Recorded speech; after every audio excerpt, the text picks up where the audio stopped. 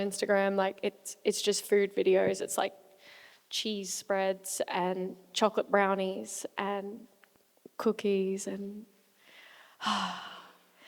can you tell I'm a few days out from making weight? No, so my Macca's go-to order. So I have a Macca's party after every fight. That's like a little bit of a tradition with the team. And we literally order like everything, like literally everything from McDonald's. It's like, we don't care how much it costs, just bring it in. But my go-to McDonald's order would be a large 10-nugget meal, sweet and sour sauce, quarter pounder with cheese, no pickles, not a big fan of the pickles, with a Coke Zero.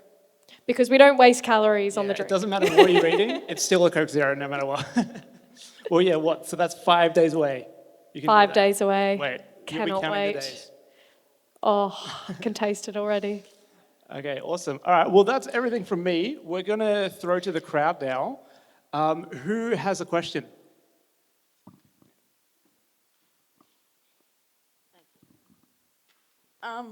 What made you move from Australia to the UK?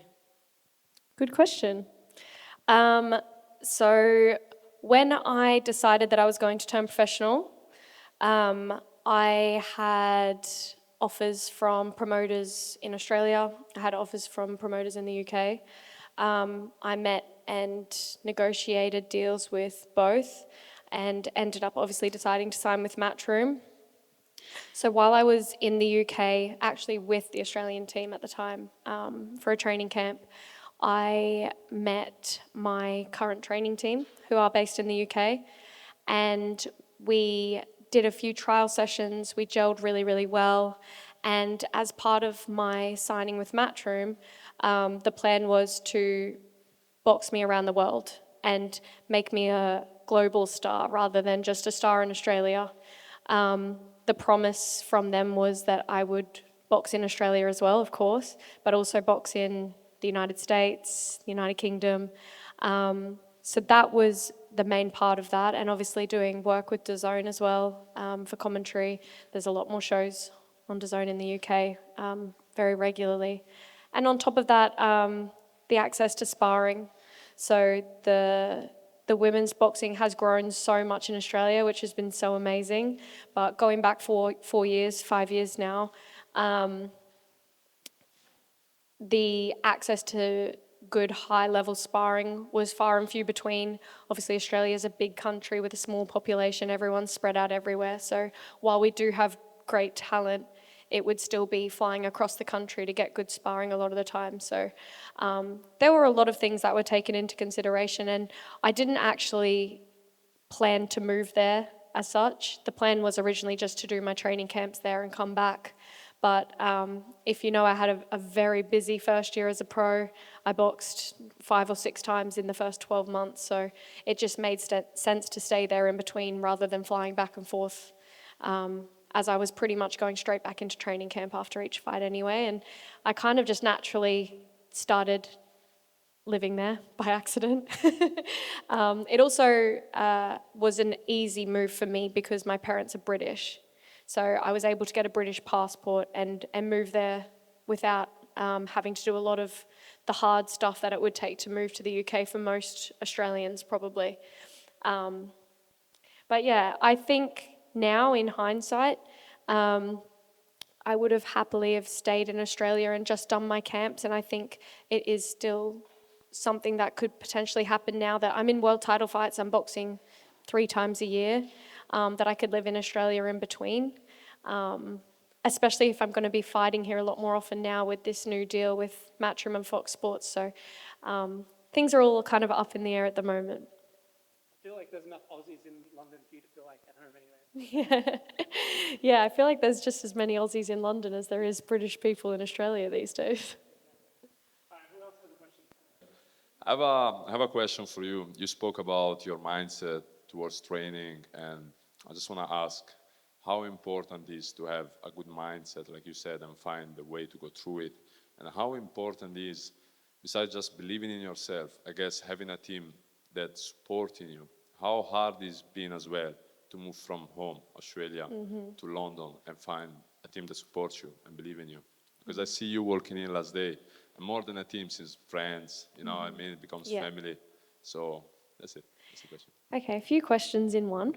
So, my mindset, I obviously suffered my first defeat as a professional just over a year ago. And I realized in that experience how important mindset is.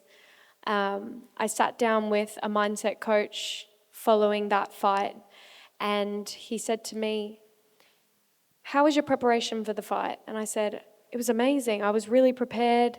Everything went right in camp. I felt great. I was ready for anything." And he said, "So, looking back on the fight, what would you say the percentage split was or is for a fight? To be prepared for a fight, would you say is mentally preparing versus physical preparing?" I'd say after that fight, I would say it's 80% mental. And he said, "And how much mental preparation did you do for the fight?" And I was like, "Yeah, none."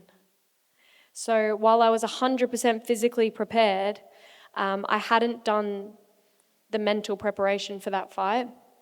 And I really let myself down because I was physically prepared for anything. Hey, bugs.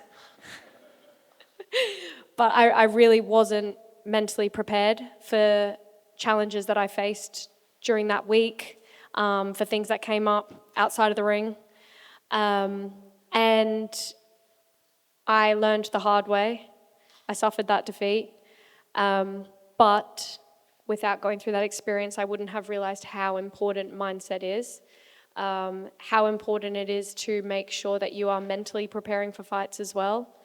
And that falls into self-belief, confidence, writing down your feelings. Never thought I'd be doing that, but it works. Journaling every day, how you're feeling, what you're grateful for, whether it's in the morning when you first wake up or in the evening right before you go to bed. It is literally a game changer. When I was first told to do this by my mindset coach, I was like, oh, here we go. I saw amazing changes, physically, mentally, emotionally, by simply doing something as simple as 3 things I'm grateful for today, 3 things that were good about my day, and then just writing a couple of sentences about how I was feeling. Maybe I was feeling tired from training that day. Maybe I was feeling really good. Maybe I had a great day.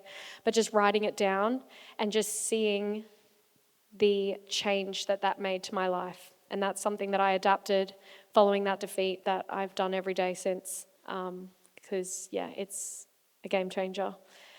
So, yeah, mindset is incredibly important.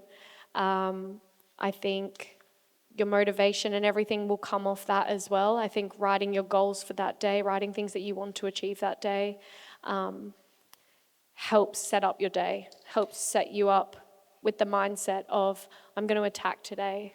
I'm going to have amazing things to write about tonight before I go to bed because I'm going to go and do everything I said I was going to do. And that builds trust within yourself as well and help making you trust yourself. The other question, so obviously I did move to the other side of the world on my own. I wasn't a baby. I think I was like 26, 27, but I definitely feel like I have grown and learned so much about myself, and I hardly even recognize who I was before I moved to England. I feel like it was something that I probably needed for myself, for my personal development and my growth that I didn't even know.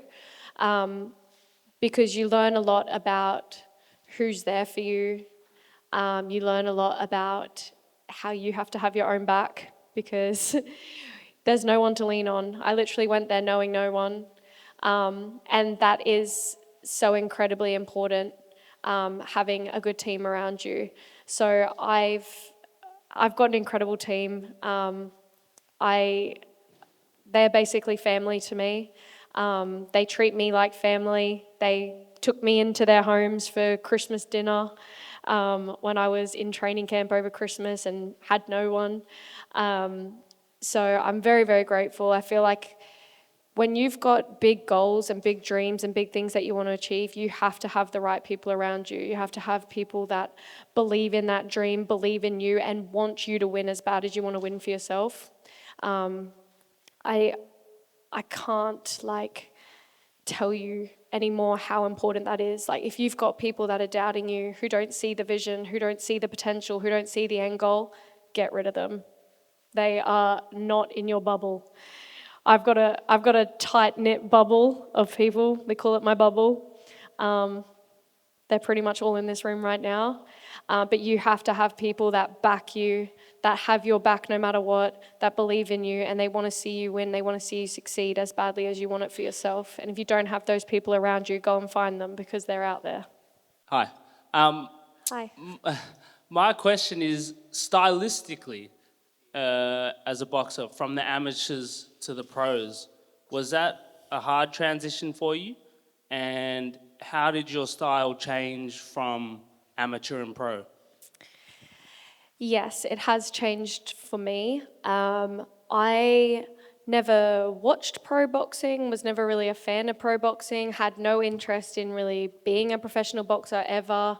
All of those, I was very, very intertwined in the amateur system. It was all I knew. I lived and breathed amateur boxing. I would sit and watch hours and hours and hours of amateur boxing my whole life. And you probably could have counted on one hand how many professional fights I watched when I turned professional. So I did go in quite naive. I thought, well, I'm just going to keep doing what I've been doing for the last 15 years, and quickly learned that it's a very different game. It's a hurt game. You're in small gloves, you're not wearing a head guard anymore, and the person opposite you in the ring will want to try and kill you, basically. It's life or death in there. It's not point scoring. It's not big padded gloves and head guards and 8 counts from a jab. So, yeah, I was a very point scoring amateur boxer, very already moving away before I'm actually landing my punch style, very on the toes, not sitting down on the shot. So we're still a work in progress for sure, 4 years later, but I definitely feel like there's a lot more focus in my training and in my style now on sitting down on my shots, leveraging power through the whole body, being more aggressive, but without neglecting what I'm good at.